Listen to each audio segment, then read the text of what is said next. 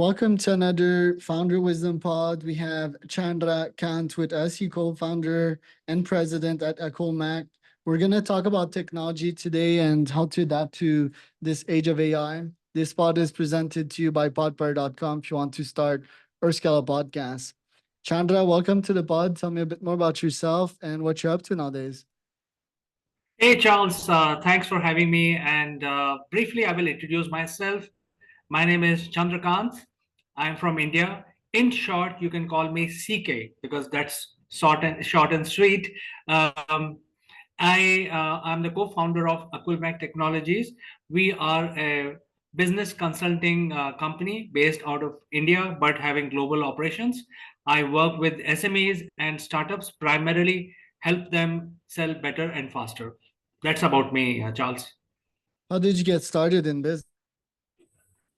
Well, I've been in the industry for a very long time. I worked for global majors all across the world and eventually moved back to India. I was working for one of the top companies in India as the global head on the vertical side. And then in 2017, I felt that I'm not adding much as a value addition to the industry and to myself. And then I decided to step out and then decided to help others because what I saw is that there were a lot of confusion among the budding CEOs and also the experienced people how to cope up with the new changing environment. Lot many things were changing very rapidly and people were finding very tough to adjust. And people usually talk about, hey, I've got 20 years experience, so I know 100 CEOs, but that is no longer valid. And that is when we decided to set up a business consulting company, especially to help the startups and small medium enterprises. Right. How are you using AIs nowadays? And are you still bullish on it? Hiring employees vs building an AI agent? Well, in my point of view, I've seen, especially when we started our own company in 2017, we have seen at least three major turning points in the industry, starting from, using usual software application, providing the value proposition, and then the COVID happened, and lot many changes happened during that era. And after that the things have completely turned upside down, and now the AI has emerged as one of the helping hand. So in my opinion, people are still not sure how to leverage. Personally, we in my company, we use AI as a helping hand. uh, we have been able to cut cost by employing AI. We can actually leverage AI and not add headcount. That is the value as a small organization we get. However, many people still fear. I mean, there is a lot of fear among people that AI has come and it is going to take my job. What will I do if everything is done by AI? So actually, I tell all my clients not to get into any fear syndrome and try to think logically and see how you can use it for your benefit. Interesting. And in what systems of your business are you using it precisely nowadays? Well, that's a very good question, Charles. Actually, we are using AI for data collection. We are using AI for some sort of voice control mechanisms that we use in our video-based marketing, where we don't use any pressing of button. We can actually use gestures, and we have deployed AI to understand those gestures and bring up those pop-ups automatically during our live streams. So that is something that we use very regularly. And it doesn't cost us anything. It's just the strategy that you go with. Now, on the other hand, when we actually work with the clients, they have the same situation. They are in the same boat. And we tell them how to use AI. I mean, that is one of our consulting point because we are basically playing around with it for almost 4 to 5 years, using it extensively within our own systems, and therefore we are in a right position to tell them how you can use it for your benefit. Now, every system, every company will have a different approach, different constraints. Therefore, one system may not fit all. Therefore, people like us will come in and consult and provide them advice how to use it. So how do you split your time nowadays between your various startups? What does a day in your life look like? That's well, I work 36 hours a day. Well, okay, so let me answer that. Let me try and answer that question. You see, what happens is that earlier we were using it using a calendar, saying that, hey, why did you book your time? And then we can go through it. But nowadays, I kept it kind of open. And what I say, that you can come and go as you feel like. And ultimately what happens is that using our services, the client want to generate more business, whether they want to launch a new product, or when they want to launch a new office, or they want to basically improve their top line or bottom line. So whatever the case may be, we actually provide actual help. And therefore, since we are running the video based marketing, we are live all the time, running different kinds of video presentations. And then the clients can come in, sponsor a portion of it, and then move out. And the advantage of this method is that we don't have to really bother about timing. It's up to the client. If they want to utilize our live stream, then they can come in, sponsor it. And today technology provide that instant karma, where instant gratification is also given. So we also run a CRM attached to the video. So if somebody wants to pick up a service from our client, they have the opportunity to do that. Therefore, we are moving away from the old digital marketing method to this new one, where there is an instant results that are visible. So we don't have to really worry about fixing calendars and stuff like that.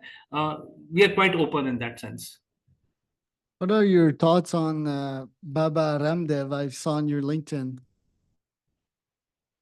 Okay, all right. Now, Baba Ramdev is a self-made man. He's worked very hard for almost 3 decades, and he brought the yoga to the global forum. And then, in the end, he ended up building a company which is like $2 to $3 billion in turnover. And then after that, they went on an acquisition spree. They acquired FMCG clients, and after that, they started suffering the wrath of the industry.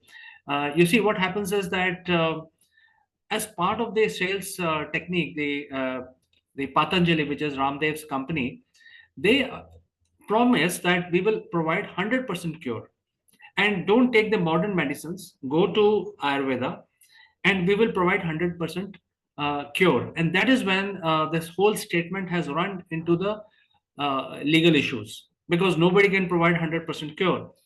On the other hand, it's a catch-22 situation, where there is not enough R&D done on the Ayurveda, the natural medicines which are available. So both parties, the legal system as well as the Ramdev, both have meet in their discussion. But I think for us, for small businessmen and my clients, there is a very good lessons that need to be learned from this saga. Number one is, never do negative marketing, because that is where the Patanjali has gone wrong. They are saying that, hey, take my medicine, I will give you 100% cure. Don't take the other guy, because they will give you side effects. So I think that is where they have rubbed the people in a wrong way. Never do negative marketing, just talk about what you have. Second is, be aware of the legal aspects, because you don't do things without knowing whether they are legally allowed or not. For instance, I mean, simple thing is, spamming is bad, but then people still do it. I get so many calls and so many messages every day. They are doing it. So it is bad. Therefore, I think these two learnings that we have from Baba Ramdev's episode. Do you think aliens will get here for first, or AI/AGI? Yes, I feel personally that the AI will get here first, and in fact, we are moving in that same direction. Uh, just half an hour back, I was watching a video where they are showing a pin-up computer which actually gets on your shoulder, and then this pin-up computer is watching you all the time and also seeing what you're seeing, recording it in the cloud, and you can then do all kinds of things with that data. So it is, suppose you're going and meeting your friend, and this computer is just the small pin-up AI computer just costs $700. So it's not so expensive. Most people who can afford a high-end Samsung or iPhone can definitely afford this one.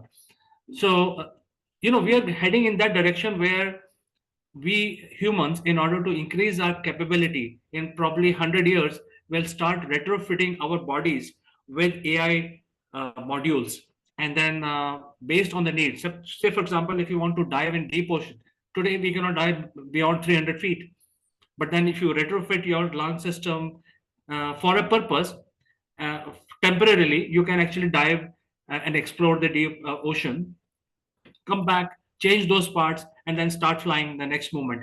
So I think when we encounter any other intelligent species from outer space, they would have gone the same way, simply because it is not simply possible to travel long distances if you're a biological form.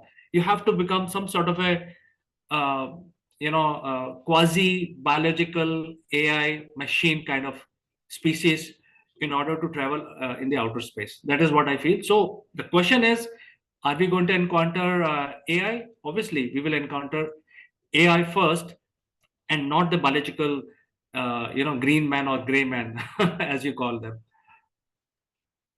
Right. And isn't like aren't aliens and AGI pretty much the same things? One could be quote unquote created by humans, but aren't there external forces that just think and probably act differently than us humans? I think you have a very good point.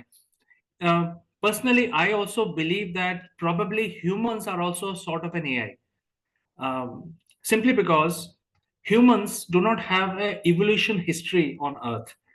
I mean, if you look at other animals, they have 50 million years of evolution. You look at sharks, they have been around for 150 million years. Humans have been around only for a few 100,000 years. So that time is not sufficient for evolution to happen. So I personally believe that even humans may be some sort of AI planted here, or some sort of biological experiment done by some other intelligent species. So I mean, we know very little actually to answer this question. I don't think I have any enough information. As a species, we know very little what goes around in the universe. Maybe we have been brought up by another intelligent species, and brought the humans to Earth for a purpose. We don't know.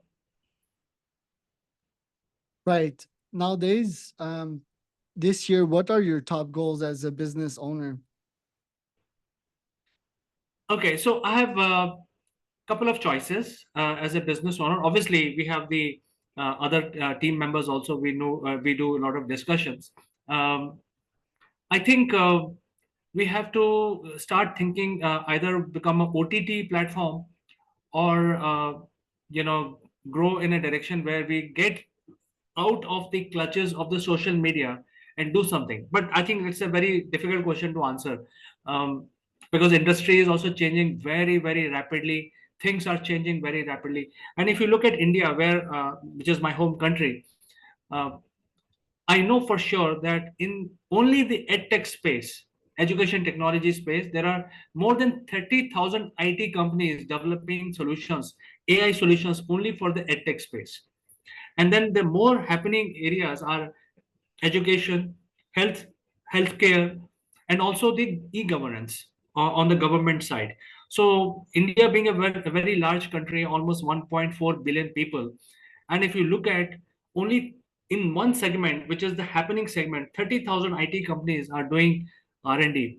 So I think considering the industry, our as a small company ourselves, we have to look at where opportunities are and then plan things. Right now, picture is not very clear.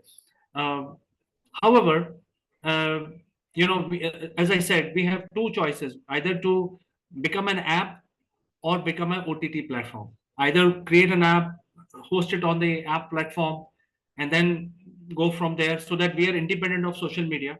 or we become a OTT platform. Again, we are independent of social media. Right. Well, thanks for your time today, Chandra. Where can people find out more about you?